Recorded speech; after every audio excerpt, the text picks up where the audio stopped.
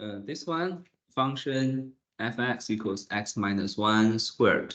Now for this quadratic function, we must know, firstly, if we look at the whole quadratic function, it cannot have an inverse function, okay, because it's not one-to-one.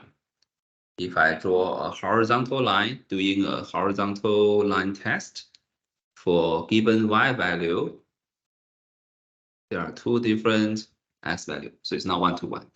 Because when you do inverse, becomes given 1x having 2y. That is not the function anymore.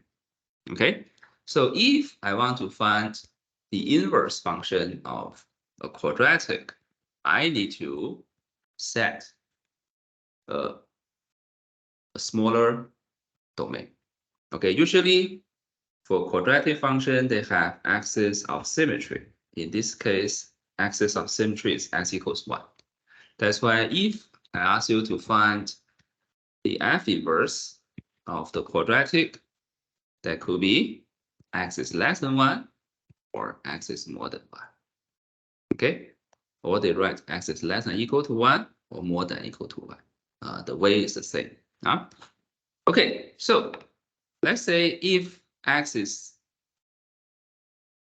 less than or equal to 1, so what does this imply? Okay, initially the steps is the same. Okay, initially, in fact, the step is the same. So we just need to find the square root of y. Okay, so yeah, here is a problem. Because x minus 1 equals positive and negative root of y, right? Y equals x minus 1 squared. And then if you take the square root, it can be positive, it can be negative. So which one? Now look at our condition now. Imagine if x is less than and equal to 1, then x minus 1 should be less than or equal to 0. If that is the case, you must choose this one. So x equals minus root y plus 1. Therefore, the inverse is negative root x plus 1. Because your x minus 1 is less than 0, you must choose negative times the square root. Now, if x is greater than 1, x minus 1 is greater and equal to 0. So x minus 1 should not take this one because this is bound to be less than 0. You have a negative sign in front. You must take the positive root.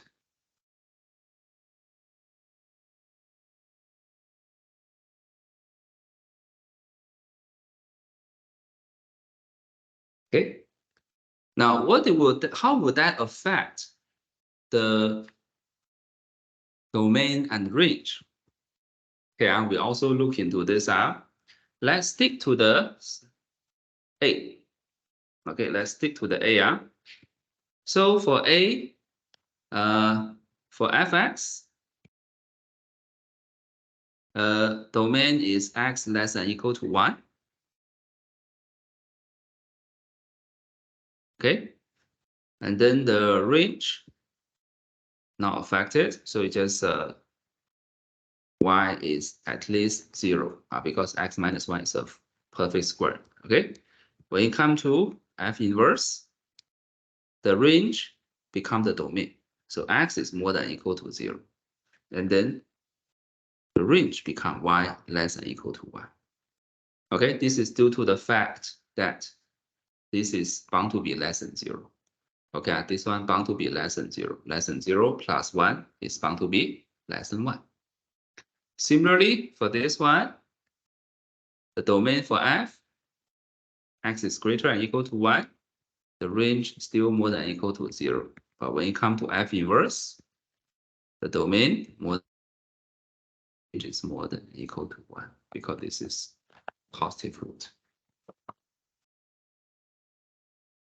Okay, now how are we going to draw the graph?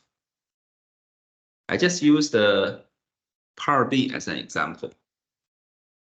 If I want to draw the f inverse, usually I need to make sure I know what does f look like. So for this one, it's a quadratic function, start at 1, 0. 1, 0 is the vertex.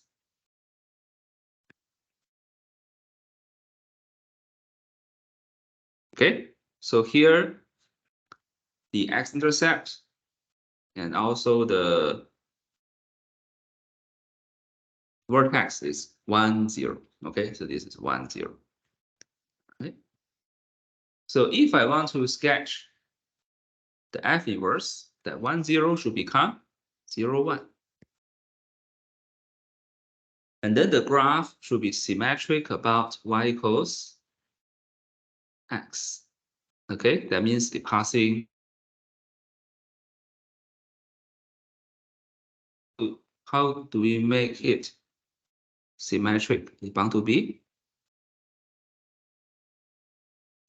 Now, so this is the inverse function.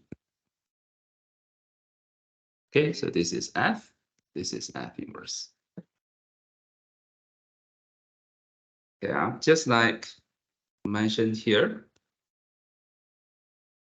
Okay, so here another example. How do we sketch f inverse? Now we are given the f. As you can see, f has x-intercept and then y-intercept. Okay, so the x-intercept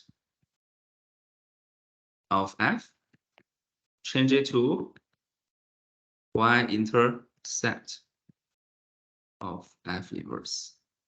Okay. Then the y-intercept of f become x-intercept of f inverse. Okay. Now, so these are the 2 points. Continue. For f, the asymptotes. One of the asymptote is x equals to -2. And the horizontal asymptote is y equals, okay, this is 5, 4, 3, 2. So when you come to the f inverse, the asymptote becomes y equals -2, x equals 2. So I need to have x equals 2.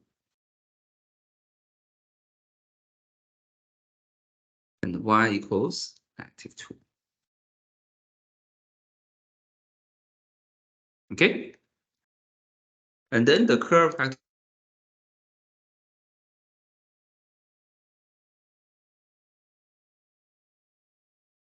passing these two intercepts. Okay? And then there's another one. So obviously, this and this are symmetric about y equals x. And this are symmetric about y equals x. This is how we get the graph here.